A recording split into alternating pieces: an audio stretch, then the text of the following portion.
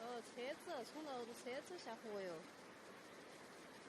车子都给冲死的，怪得有个车子还在闪灯儿，不晓得里头有没有人呐。好大的飞机啊！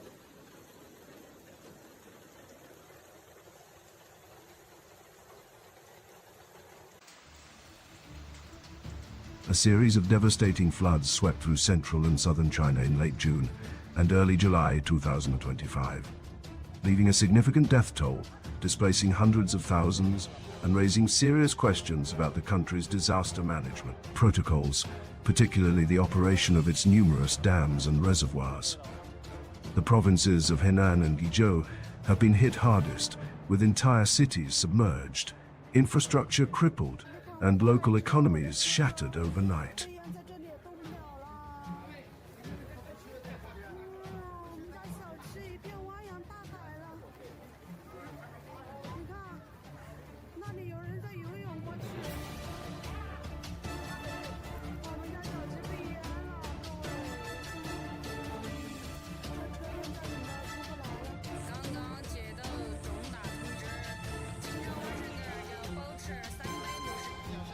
Henan Province.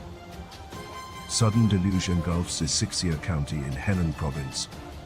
The fury of the floods was felt most acutely in Xixia and Nanzhou counties.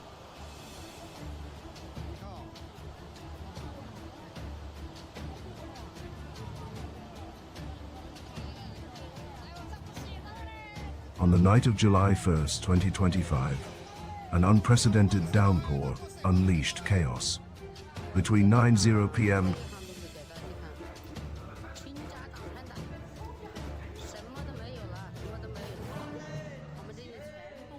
and midnight, the townships of Taiping and Erlangping in Xixia County were battered by extremely heavy rainfall, with a cumulative total of 225 millimeters recorded in just over 2 hours. This sudden deluge triggered flash floods, causing the Shui River to surge violently, washing away roads, bridges, and recently renovated scenic spots.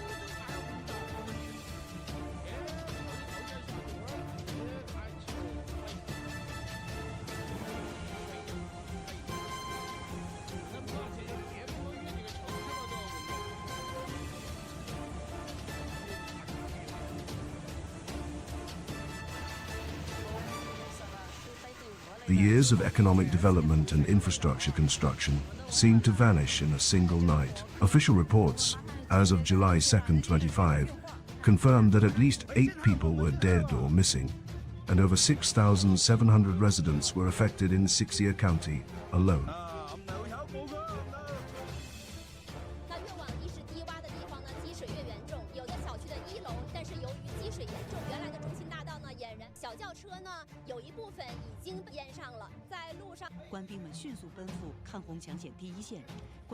The victims were primarily construction workers who were caught off guard by the swift rise of the floodwaters. According to reports, prefabricated houses provided for workers of a Henan new material technology company project, which was still under construction and managed by a contractor, were swept away in the deluge.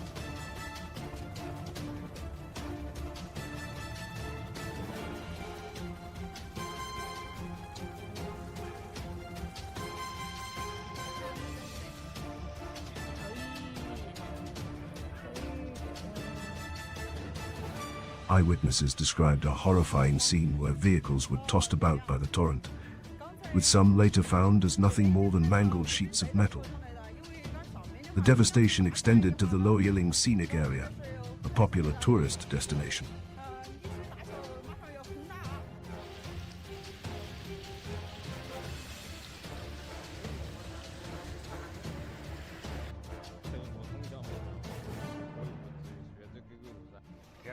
A tourist named Guo Yi recounted how the rain intensified around 9 p.m., quickly leading to a power outage and unstable mobile phone signals. By 10 p.m., the roads near his inn were submerged, and soon after, cars were being carried away by the powerful currents.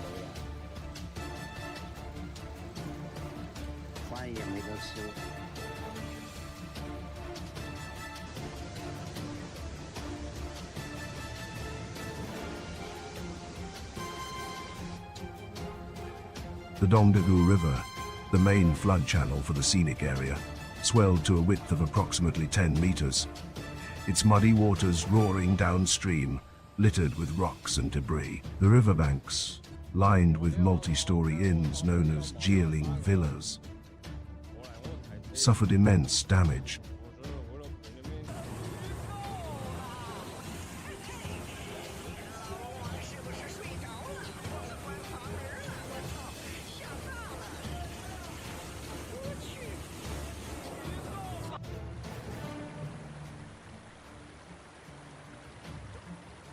The inns numbered 1 and 118 were among the most severely impacted.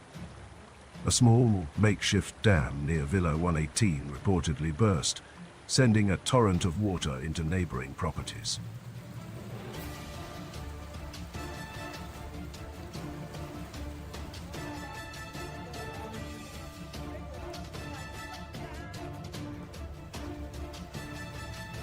The owner of Geological Villa 1, a Mr. Gao, saw the first floor of his establishment submerged in 1.5 meters of water, destroying furniture and appliances.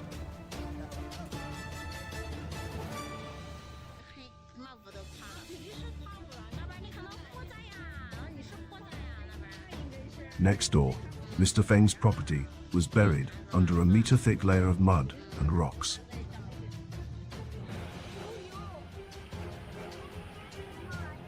Xixia Province. Double disaster in Rongjiang and accusations of man-made catastrophe in Xixia Province, Henan County, a city with a population of 300,000 situated at the confluence of 3 rivers, endured 2 major floods in quick succession.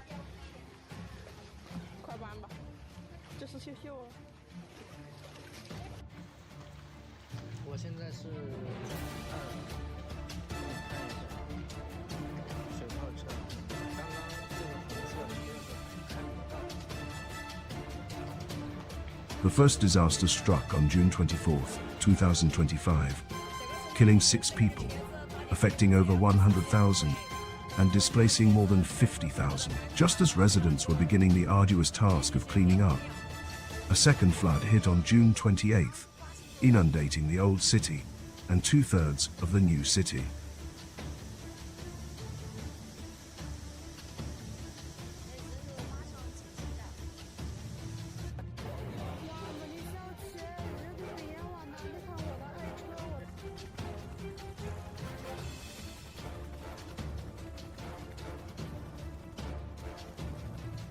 The sheer volume of water was staggering, with official media reporting that the total rainfall in Xixia County was equivalent to 46 of Hangzhou's famed West Lakes, being poured into the area in a matter of days. The recurring and intensified flooding has led to a growing chorus of criticism from residents, who alleged that the disaster was exacerbated by the simultaneous release of water from multiple upstream hydropower plants.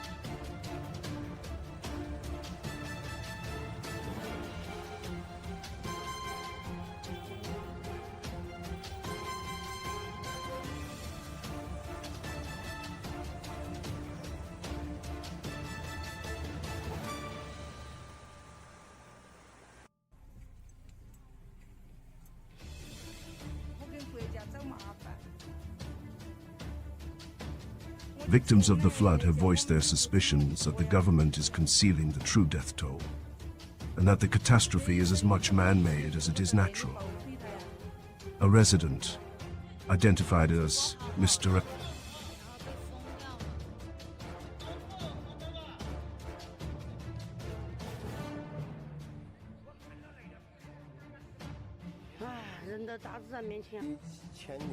Li explained that Rongjiang County's location in a basin with only one primary outlet for floodwater, the Duliu River, makes it particularly vulnerable. He asserted that the upstream discharge was too rapid, causing a backflow and subsequent urban flooding.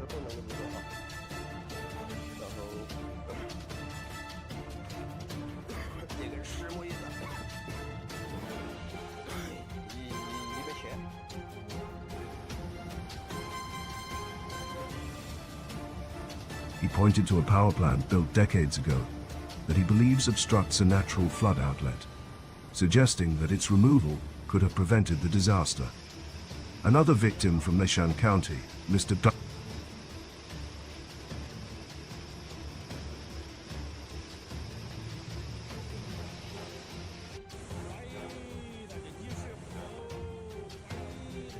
Yang echoed these sentiments, stating, "There are many hydropower plants discharging water at the same time, causing severe flooding.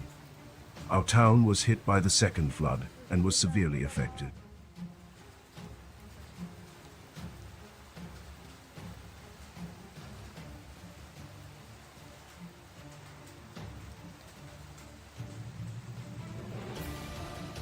Many fields and houses were flooded.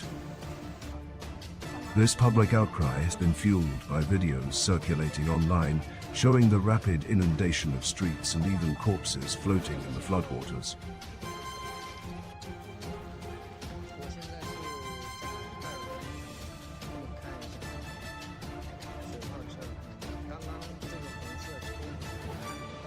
One widely shared comment from a netizen questioned the official narrative. "The weather forecast is now very accurate. So why didn't they release the reservoir water in advance?"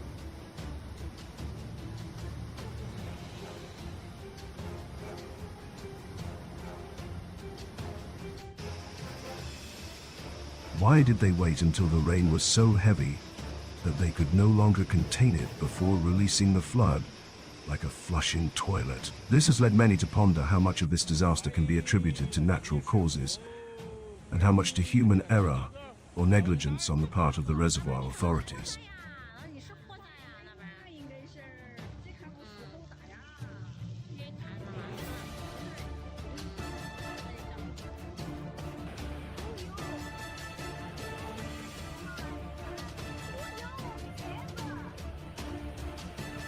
As volunteers and rescue teams work tirelessly in the mud-filled streets of the hardest-hit areas, such as the old quarter of Rongjiang, the stench of decay hangs heavy in the air. A volunteer described the scene as apocalyptic, with houses washed away, shops looted by the floodwaters, and household appliances and goods turned into a sea of trash.